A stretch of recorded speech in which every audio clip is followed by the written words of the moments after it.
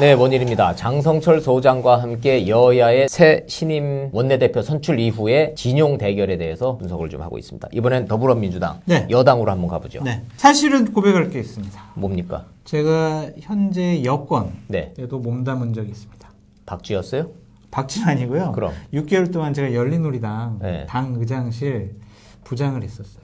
2004년도? 3년도? 2004년도에 이부영 어. 그때 당의장을 제가 계속 국회에서 모셨었거든요. 박쥐였네. 박쥐는 아니라니까요. 네. 그게 제가 아니, 그러니까 노무현 정부 때는 열린우리당에 몸담고 있다가 박근혜 정부 들어서서 한나라당, 새누리당 갔었으면은 사실은 제가 여야를 넘나드는 다양한 경험을 갖고 계시는 박쥐 평론가시네. 2007년에는 제가 자유선진당에서 대선을 이야, 치르고 거기서 또 선진당까지 이회창 총재까지. 그래서 여야 가릴 거 없이 제가 다 인연이 있고 좋아요. 다 내막을 다 안다라는 차원에서 말씀드립니다. 김태년 신임 원내대표 잘 아세요? 모릅니다, 이분은. 저는 잘 아는데. 아, 그러세요? 어떤 분이에요? 예, 저하고 동갑이에요. 아. 순천, 순천이요. 전남 순천 출신이고 경희대학교 나오셨어요. 언제부터 하셨어요? 그럼 취재할 때 하신 거예요? 아, 그럼요. 예. 학교 다닐 땐 몰랐죠. 어떻게 네. 뭐 학교가 같은 것도 아니니까. 그러니까 경희대학교 총학생 회장을 했는데 네. 그때 전대협 1기예요. 83학번이거든요, 네, 네, 네. 학번이.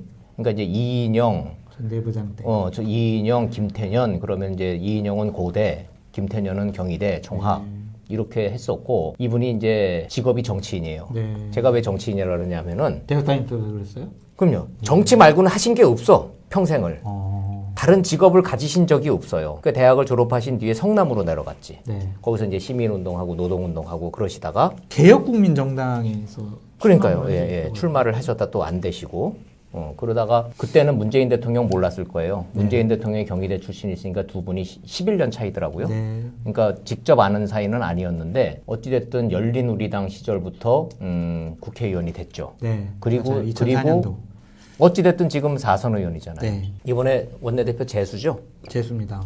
음. 작년에 이인영 원내대표랑 붙어가지고 졌죠. 그래가지고 좀 이번에 원내대표 출마하면서 울먹울먹하고 저 이번에 안 뽑아주시면 다시는 저 원내대표 출마 안 합니다. 저 마지막입니다. 이번이 마지막이에요, 막 그랬어요. 예, 네. 그렇게 막 울부짖으면서 그거 먹혔나 근데? 먹혔다라는 또 설이 있더라고요. 왜냐하면 163명이 이번에 투표했잖아요. 전원 다 나왔죠. 네. 빠진 분 없죠. 네. 하긴 뭐 이렇게 중요한데 빠지면 안 되지, 이 선거에. 근데 저는 결선 투표 갈 줄 알았어요. 과반 안 돼서. 왜냐하면 전해철이 워낙 셌으니까. 셌죠. 전해철이 누구예요? 삼철. 삼철이의 전해철 아니에요. 네. 그죠? 이게 양정철, 전해철, 이호철. 이분은 전해철 이분은 친문도 아니에요. 진문. 진문이에요. 진짜 친문, 진문. 그렇죠. 그러니까 진문을 친문이 이겼다는 거 아니에요. 예, 옛날에 뭐 최경환, 뭐 서청원 이런 분들이 친박 그럴 때 친박보다 더 센 게 진박이었으니까. 그렇죠. 지금도 친문보다 더 센 게 진문이라며. 네, 그렇죠. 그런데 이겼잖아. 이겼죠. 비결이 뭐예요? 비결은요, 결국에는 전해철 의원에 대한 비토가 좀 있었던 것 같아요. 아, 그럼 이거 한 방에 돼버렸죠? 네, 82개, 82, 72, 9. 82, 72, 야호. 예, 이렇게 됐거든요. 예. 제가 어제 우연찮게 청와대 이렇게 좀 관계했던 분하고 저녁을 먹었어요. 그래서 원내대표 선거 어떻게 된 박쥐 거냐. 맞네. 청와대하고도 친하시니까. 그래서 어제 이제 삼청도 그쪽에 갔다 왔는데 왜 대답은 대꾸는 안 하고 딴소리를 해? 물어봤어요. 김태년 선거 계속 어떻게 된 딴소리 거냐. 해, 그러면. 아니 진짜 사실 내막을 좀 처음 제가 이거 공개해드리는 거예요. 예. 청와대의 정무수석실에 있던 실무자들은 예. 전해철이 된다라고 보고서를 올렸대요. 네. 그랬는데 김태년이 돼가지고 자기네들 분석 보고서 틀렸다. 틀렸다. 되게 멘붕이었다는 거예요. 그래서 이제 여러 가지로 생각을 해봤는데 예. 기본적으로 정성호 의원이 9표 얻었잖아요. 맞아요. 14표 표정이 안 좋더라고. 네, 14표 얻을 거라고 자기들은 예상을 했대요. 예. 근데 이 5표가 김태년 의원한테 갔다는 거예요. 김태년한테 다 갔다? 갔대요. 왜냐하면 전해철을 좀 비토한, 저 사람이 너무 센 사람인데 우리 말도 잘 안 들어주고 네. 그러는데 저 사람이 되면 불편해. 안 돼. 라고 해서 비토하는 그룹이 갔고 또 하나는 진문들이 예. 세게 붙었다는 거예요. 전해철한테. 그거에 대한 거부감 때문에 김태년이 된 것이 아니냐. 그렇게 분석하더라고요. 이번에 청와대 출신들이 18명이 배지를 달았죠. 그렇죠. 그러니까 18명이라는 숫자가 가지고 있는 의미는 2명만 합쳐서 20명이 되면은 개파라 그러잖아요, 우리가. 그것도 교섭단체 되네요. 그러니까 우리가 개파냐 아니냐라고 얘기를 할 때 기준이 보통 한 20명이라고 잡는 이유가 여차하면은 델쿠 나가서 교섭단체 만들 정도 되면 그게 개파잖아요. 네. 근데 청와대 출신들이 이번에 18명이 됐으니까 그분들이 개파가 될 수 있는데 네. 그 초선 의원 청와대 출신들이 다 전해철한테 붙었었다는 얘기예요? 그렇죠. 오. 그래가지고 되게 견제가 많았대요. 당에서 네. 논란이 많았다고 하더라고요. 그런 얘기를 해주더라고요. 제가. 근데 저는 그럴 것 같아요. 난 이해가 돼. 또 어느 정도 생각을 해보면. 진문, 정말 문재인 대통령하고 친한 전해철이지만 한계가 좀 있었던 거라는 생각이 들기는 해. 왜냐하면 전해철은 기본적으로 청와대 출신이잖아요. 노무현 정권 때부터 청와대에 있었죠. 문재인 대통령하고 워낙 친했죠. 그리고 계속 문재인 대통령하고 교감을 했었던 그렇죠. 그래서 진문인데 김태년은 말 그대로 당권파잖아요. 그렇죠. 청와대 간 적이 없잖아. 친문과 당권파. 네, 당에서 친문을 했고 그렇죠. 그리고 또 가장 결정적으로 이해찬 대표 쪽 아니에요. 그렇죠. 이해찬 계죠. 그럼 이해찬 대표가 현재 당대표인데 그쪽 표를 좀 밀어줬겠죠? 그렇죠. 그러면 당권파이자 친문인 김태년이 진문인 전해철을 이긴 거는 그리 놀랄 일도 아니다 싶은데 그렇죠. 청와대에서는 또 그렇게 안 봤던 모양이네. 네, 그러니까 자기네들이 어쨌든 판단을 잘못했다 이렇게 얘기를 하더라고요. 자 어찌 됐든 자 김태년 됐어요. 네. 일성이 뭐예요? 일성이요. 국정과제, 개혁과제 반드시 완수하겠다. 그러면서 야당에 딱 이제 총을 한번 쐈어요. 뭐예요? 자, 총선 민심을 좀 우리 잘 받들어야 된다. 뭔 뜻이에요, 그게? 뭐 하자는 거예요? 총선에서 우리가 180석 얻었고 네, 너희는 86석 얻었으니 너희들은 우리가 하자는 대로 그냥 따라해 라고 저는 해석을 해요. 그런 뜻이에요? 저는 그렇게 봐요. 왜냐면 너무 비판적으로 보는 거 아니에요? 아니 왜냐면 이분이 또 이런 얘기를 했어요. 그동안 대화관계의 잘못된 관행들을 다 타파하고 실질적인 일의 성과를 만들어내겠다라고 했어요. 그럼 뭐가 잘못된 관행이에요? 뭐가 잘못됐냐면요. 한 가지 예를 들어드릴게요. 자, 패스트트랙. 우리가 패스트트랙 빨리 법안 처리해야 되는데 330일? 예. 너무 길어. 이거 45일로 앞당겨야 돼. 이 법안부터 처리할 거야. 그럼 국회 선진화법을 바꾸겠다는 얘기예요? 그렇죠. 오, 그래요? 180석인데 정의당 끌어들이면 당연히 그럼 바꿀 수 일하는 있잖아요. 국회 만들겠다라는 게 그 뜻이에요?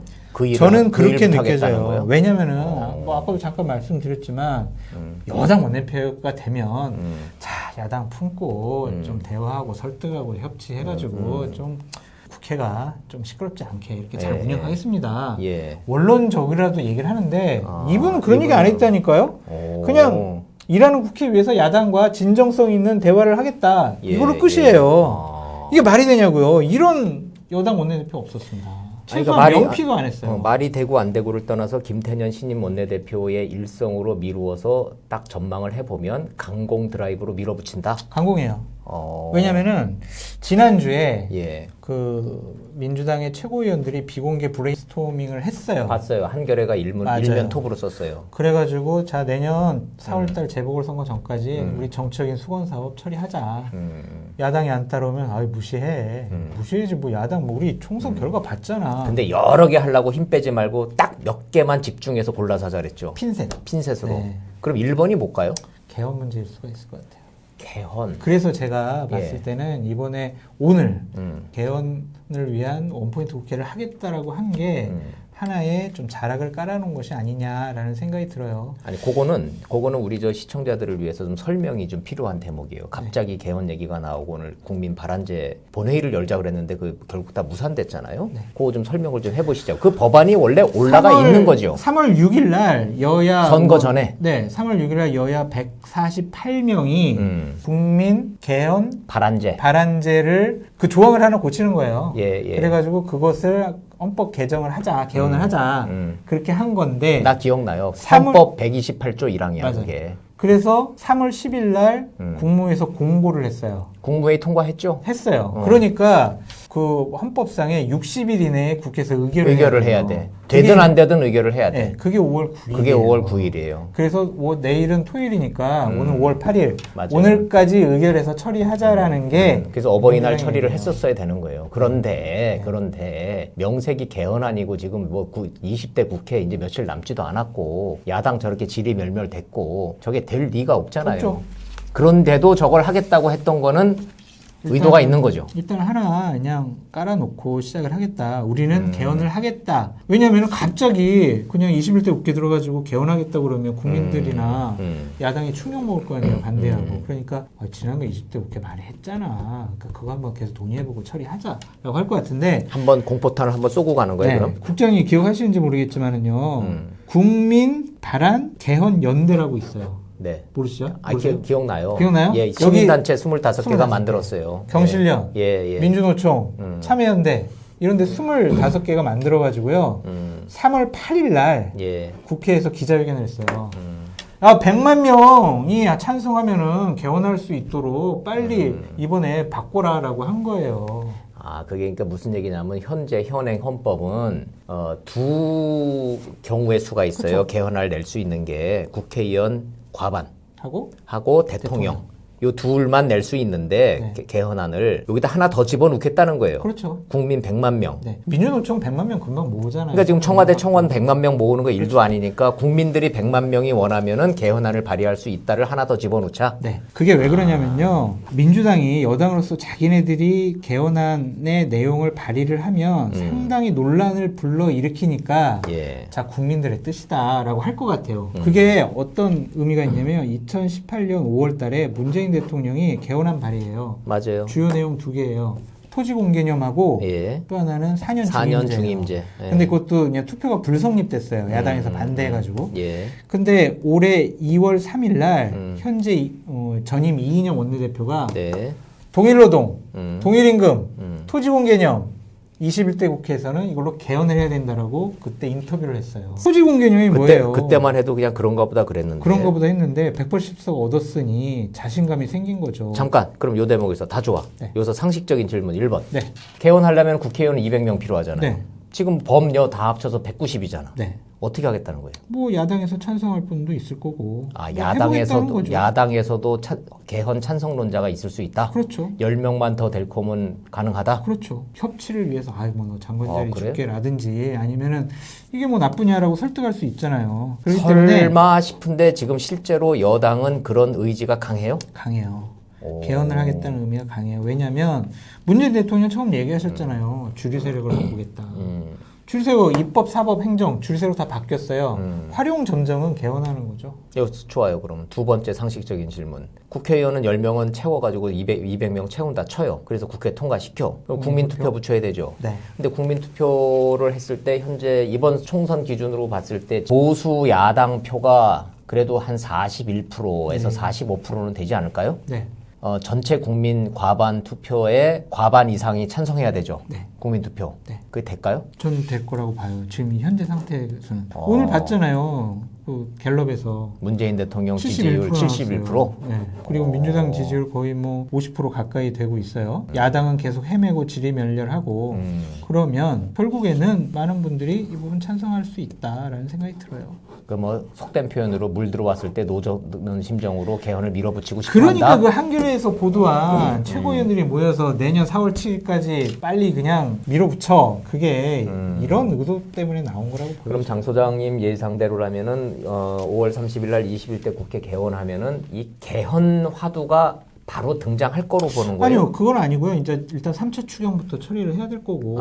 코로나가 어느 정도 경제가 급하니까. 코로나 완치 선언하고 예. 나면 결국에는 개헌 문제를 크게 화두로 내보낼 거다라는 생각이 문희상 국회의장이 1년 앞으로 1년이 개헌의 골든 타임이라고 한 얘기가 그 얘기예요? 그렇죠. 내년 이제 3월 지나면은 대선 전국이니까. 대선 1년 남았으니까 대선 전국이에요. 그래요? 이제 1년 남았어요. 두고 봅시다. 좀 네. 시간 좀 남았으니까 그걸 뭐 오늘 뭐 된다 안 된다 결정할 수는 없겠네. 그런데 개헌 얘기가 여당에서 괜히 나오는 건 아니구만요. 그러니까 시청자분들도 그냥 제 말이 맞다 안 맞다가 아니라 그럴 수도 있겠구나라고 한번 흐름은 이렇게 가는 거예요, 네, 지금. 네.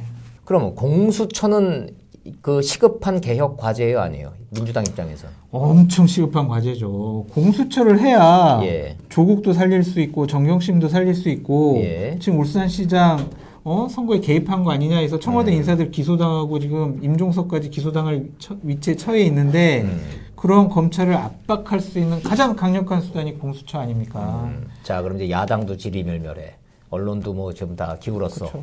뭐 사법부도 뭐 알아서 다. 지금 다 잘하고 있어. 정경심 오늘 풀어준 거 보세요.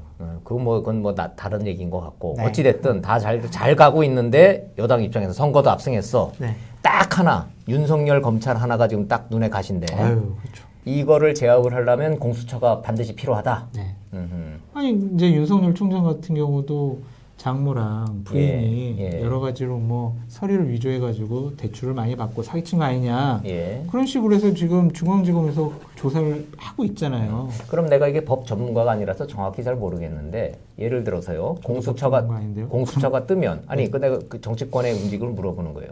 공수처가 뜨면 윤석열 검찰총장의 장모 사건을 공수처가 수사할 수 있는 대상이에요, 아니에요? 대상이죠. 고위공직자의 친인척이라 네. 그렇죠. 윤석열 총장 장모 사건을 공수처가 갖고 와서 할 수도 있다. 그렇죠. 그렇게 여당은 그림을 그리고 있어요? 최강욱이 또 그런 얘기하는 거 아니에요. 그래요? 공수처 뜨기만 해봐. 너 1호 수사 대상이야. 너 니네 처하고 장모 다 조사야. 최강욱이 괜히 그런 얘기하는 게 아니잖아요. 황운하 당선자가 오늘 또 그 얘기했죠. 또 했습니까? 안타까운 일이라고. 누구한테 갔죠? 윤석열 총장이 이제 위로해 주는 거예요. 예, 안타까운 일이라고 그래. 그럼 수사받고 조사받는 거는 기정사실을 하고 아유 너 그러면 그래서 공수처장 추천 7명 중에 2명을 야당 몫으로 한 것 때문에 민주당이 지금 속으로 고민은 있죠. 고민은 당연히 있죠. 그런데 뭐 여론 때문에 이걸 교섭단체 만들어서 이렇게 뭐 만들고 이런 거 안 하고 합치겠다고는 했죠. 그렇죠. 자, 그러면 야당 추천 목 2명 이 문제는 어떻게 해결을 하려고 들까요? 글쎄요. 그건 이제 상을 봐야 될 것 같은데 그러니까 7명이잖아요. 추천위원회가. 예, 7명 중에서 6명이 찬성을 해야 되는 거 아니에요? 맞아요. 근데 이제 야당 추천한 2명은 반대할 거 아닙니까? 그렇죠. 그러면은 이 2명이 반대하면 어쨌든 공수처장이 임명이 안 되기 때문에 공수처는 늦어질 수밖에 없다. 네. 그런 전망이 나오고 있죠. 그렇죠. 현실적으로. 그렇죠. 그리고요. 공수처장 뽑더라도 거기 예. 뭐 검사 뽑아야 되지 수사관 뽑아야지 그러면은 제가 봤을 때는 원구성 협상이 대략 7월 달에 되고 그때서야 이제 공수처장 이제 어떻게 뽑을까 하고 사람들 모으고 하면 9월 10월에요. 공수처 뜨는 거. 공수처는 그럼 정기국회까지는 못 든다 이렇게 보는 그렇게 게 봐야 될 맞죠. 것 같아요. 그런 얘기가 많이 나오고 있는데 어찌됐든 간에 공수처장만 임명이 되면 그 밑에 그 수사관, 수사검사들 네. 뭐 어차피 다 민변 출신들로 민변이죠. 간다니까 공수처는 사실상 민변 검찰이라고 봐야 되겠죠. 맞습니다. 그거는 반이. 실세는 거기가 될 거예요. 맞아요. 공수처장보다 무섭긴 무서울 거고. 그러니까 반은 검사, 예, 그다음에 예. 반은 이제 변호사들 중에서. 그러니까 제일 무서운 시스템이에요. 다 지금 정리를 좀 하면서 좀 가보죠. 김태년 신임 원내대표가 출범한 이후에 이제 21대 국회 신임 원내대표 입장에서는 제일 급한 게 원구성이죠? 원구성 협상입니다. 그러면 상임위 배정, 상임위 배정, 상임위원장. 상임위원장 배정. 상임위 배정은 뭐 자기 당에서 알아서 할 거고 예, 예. 상임위원장을 12개를 뭘 가져올 것이냐. 예. 그것이 상당히 중요합니다. 상당히 중요하죠. 예. 그런데 제가 다른 거는 뭐 우리 이제 진행되면서 다음에 한번 좀 다루기로 하고 딱 하나만 질문을 좀 해볼게요. 오늘 김태년 신임 원내대표가 나는 그게 귀에 확 꽂히던데 잘못된 관행을 좀 바로잡겠다 하면서 법사위의 기능을 조정하겠다는 해서 갑자기 법사위를 콕 찍어 얘기했어요. 이게 뭘 의미해요? 법사위에 무력화죠. 항상 법사위원장이 여야가 합의해서 올린 법안도 아니 이건 안 돼. 잠깐만. 법사위는 관행적으로 야당 몫이다, 여당 몫이다. 야당 몫입니다. 우리 계속 많이 봐왔던 여상규 네. 의원 야당 몫이었죠. 그렇죠. 그것도 그리고 그 전에 박근혜 정부 때 법사위원장은 그 유명했던 박영선. 그렇죠. 상원위원장이라 그랬죠, 우리가 농담으로. 근데 법사위만 가면은 법안이 다 발목을 잡히는 거죠. 그렇죠. 거기서 이제 법사위원장 마음이에요. 법사위원들 마음이고 소위원회가 있어요. 예. 거기서 이제 딱 자꾸 틀어주면은 세상 안 돼요 이게. 자, 그럼 이제 어제 굉장히 민감한 법을 이제 막 어렵게 해서 만들었어요. 근데 그게 법사위를 통과해야 돼, 일단. 해야 돼요. 거쳐야 되죠. 네. 근데 법사위가 원래는 뭐 뭐 문구가 잘못됐네, 작구가 잘못됐네, 토씨가 잘못됐네 이런 거를 하자고 만든 위원회인데 상임위원회인데 아예 그 법 자체가 거기에서 브레이크가 걸린다 이거죠. 그렇죠. 예를 들면 이제 민식이법안 같은 경우에도 예. 상당히 강화됐잖아요. 맞아요. 그러니까 무기징역까지 이제 예, 할 수 예. 있는 법사위원들이 살인죄에 준해서 법사위원들이 보기에는 이게 형평성이 안 맞거든요. 예. 그래서 그게 통과가 안 됐었는데 맞아요. 갑자기 이제 언론과 여론에서 그냥 막 선거법하고 묶어가지고선 같이 그냥 분위기 타고 넘어가 버렸죠. 그러니까 이제 어쩔 수 없이 법사위원들이 받았다 그냥 뭐 좋아요. 그럼 다시 이제 돌아와서 김태년 신임 원내대표가 180석 공용 여당의 원내대표가 됐는데 취임 일성이 법사위 기능을 조정하겠다라고 딱 나온 거는 무슨 뜻이다?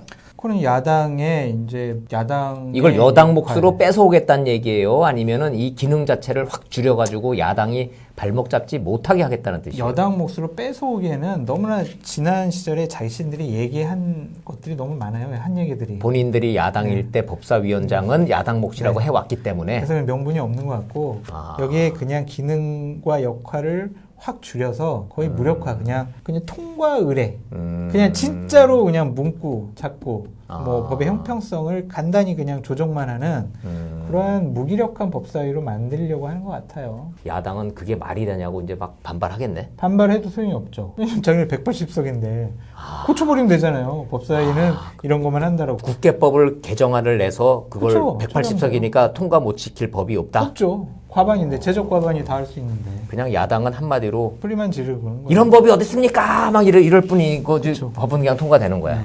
근데 이제 여당은 그러겠죠. 자, 야당의 발목을 잡아서 도대체 법안들이 처리가 안 된다. 그러니까 야당이 이런 법이 어디 있습니까? 그러면 어디 있긴 어디 있어. 여기 있지. 그리고 통과시킨다. 그렇죠. 그러니까 그거는 우리 국장님 말씀하셨던 것처럼 법사위 그 국회법부터 고치겠다라고 보여지네요. 그러니까 이게 아주 의미심장한 함의가 담겨져 있는 발언이었군요. 법사위 대목은. 그렇죠. 관전 포인트네. 법사위 아무리 뭐 야당이 갖고 있어도 자꾸 수정만 하는 역할로 축소를 해놓으면 법안을 얼마든지 뭐 바꿀 수 있고 예를 들면 법사위에 상정되어 있는 법안은 뭐 2주 전에 뭐 다 모든 것을 다 끝내야 된다. 심사를 끝내야 된다. 이런 제한 규정까지 둬버리면 법사위로서는 정말 그냥 그러네. 거기 율사 출신들 뭐 아무리 뭐 변호사 경력 몇 년이라고 의원 달고 가 있어 봐야 법을 그렇게 바꿔버리면 소용없다. 소용없어요. 이런 내용들은 강성철 소장한테 물어봐야 이게 정확하게 그 내용들이 나오는 거예요. 사실 원희 국장님이 더 잘하십니다. 아니 그렇지 않아요. 네. 김태년 신임 원내대표가 왜 법사위 얘기를 첫날부터 꺼냈을까 그런 숨은 뜻이 있었네. 네. 자, 더불어민주당의 신임 원내대표인 김태년 보관과 더불어민주당의 향후 전망에 대해 짚어봤습니다. 자, 이제 여야가 어떤 방식으로 어떻게 진행될지는 이제 시간이 가면서 우리가 차차 짚어보도록 하고 마지막으로 오늘 제 에피소드 하나만 좀 말씀드려도 돼요? 뭐? 김태년에 대한 에피소드. 뭐 또 있어요? 국장님 또 기억하실 거예요. 뭐? 2018년도에 예. 그 10월 4일 날 남북 공동선언 11주년 기념식이 평양에서 있었어요. 맞아요. 그래가지고 민관에서 160명이 올라갔죠. 평양에 갔는데 예. 그때 이제 한 원내 부대표단 중에 한 명이 그때 김태년이 정책위원장 하고 있었거든요. 맞아요. 그때 이분이 국회에서 우리나라 예산을 총괄하고 맞아요. 뭐 심사하고 맞아요. 뭐 결정하는 분이다 그랬더니 예, 이북 사람들한테 소개를 했죠. 리성권이 뭐라는지 알아요? 리성권. 그 유명한 뭐 냉면 목구멍 리성권. 그 리성권이 배 나온 사람한테 예산 맡기면 안 됩니다. 맞아. 그렇게 얘기했어요. 맞아. 그러면서 이제 그 김태년 정책위 의장 그때 배 나왔다고 그 참 네. 구박 많이 받았어. 그랬는데 이분이 이제 여당 원내대표까지 됐으니 리성권도 하지 않았을까요? 저희 추측이에요. 다 알아요. 이북 사람들 우리 돌아가는 거 우리보다 더 잘 알아. 예, 더 잘 알아. 우리가 몰라서 그렇지 북쪽은 우리를 잘 알고 있어. 우리가 북쪽 돌아가는 걸 잘 몰라서 문제지. 그러네요. 하여간 정말 중요한 여당 원내대표가 리성권한테 쪼고 먹었다. 재미로 그때 말씀드려요. 맞아. 그런 일이 있었어요. 네. 그랬나 뭐 이재용 부회장은 뭐 그때 뭐 냉면이 목구멍에 들어가냐 소리 들었는데 뭐. 좋아요. 그건 그런 거고. 네. 자, 마지막으로. 네. 여야 원내대표가 이렇게 진용이 갖춰지는 이 시점에 오늘 서초동에서는 중요한 게 또 하나 있었죠. 네. 근데 그거는 어쩔 수 없죠. 정경심 교수 석방 결정. 네. 언제 석방돼요? 11일 0시. 0시. 예. 그러니까 10일 자정이네. 그렇죠. 집에 가는 거예요? 네. 집에 갑니다. 근데 6만 8천 명 그 탄원 서명 효력이 있었네. 그 법조인들 얘기를 들어보니까 뭐래요? 뭐 재판하시는 분들이 상당히 좀 눈치를 본 것이 아니냐 그런 얘기를 하는데 또 일각에서는 아니 이제 증거는 다 우리가 갖고 있고 그 사람 뭐 도주할 일도 없고 그러니까 그냥 풀어주면 불구속 수사가 원칙 아니냐 그거에 맞게 이제 결정한 거다라고 하는데 그 어쨌든 석방된 게요 구속 석방된 게 죄가 없다라는 게 아닙니다. 그거는 그냥 불구속 재판을 받으라는 거지 죄가 없다라는 것이 아니다라는 점을 좀 알아주셨으면 합니다.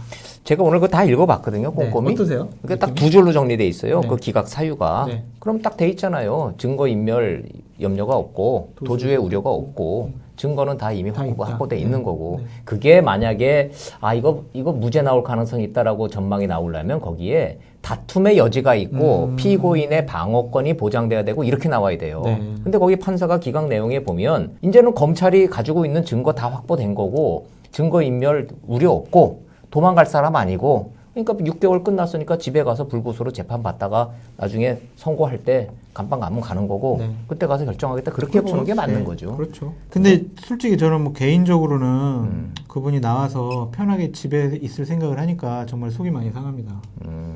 그거야 뭐 법대로 해야 되는 거지. 사실은 그게 법이 맞는 건데. 아니 그래도 국장님 보세요. 아니 재판은- 법은 만인한테 평등해야 되는 것인데 사실은 박근혜, 양승태, 임종원 이분들 재판받을 때 6개월 지났을 때 증거 다 확보됐고 도망갈 사람들 아니고 증거 인멸 우려 없고 사실은 그때 같이 평등하게 불구속 그러니까요. 재판을 받았었으면 문제가 없는 거예요. 그때는 계속 그랬잖아요. 구속했잖아요. 그때는 그건 그거고 이건 이거고 그렇게 되니까 이제 그런 권력을 잡고 있으니까. 예. 그러니까 막 말을 좀 이렇게 막 흐리고 그렇긴 한데 뭔가 무서워요. 불만이 있기는 했어요. 무서워요? 180석이고 지금 지지율이 71% 나오는데 찍히면은 저 방송도 출연 못 하는데 어떻게 해요? 박쥐잖아. 아, 그런가요? 제가 옛날에 열린우리당 출신이에요. 이렇게 얘기하면 돼요. 그거는. 알겠습니다. 그래요. 자, 오늘 저 여야의 신임 원내대표 이후에 그 국회 상황과 앞으로 전망까지 좀 해봤습니다. 어떠셨어요? 난 너무 재밌었는데 네. 저희 국장님의 원일이 TV에 제가 누를 끼친 것이 아니냐 그런 자책감 때문에 아니요, 그렇지 상당히 않아요. 그럴 좀 리가 있어요. 걱정됩니다. 아니요, 그럴 리가 있습니까? 아주 재밌었고요. 우리가 정기적으로 네. 이렇게 사안을 너무 쪼가리 매번 이렇게 뉴스를 따라가다 보면은 시청자들이 잘 놓칠 수 있잖아요.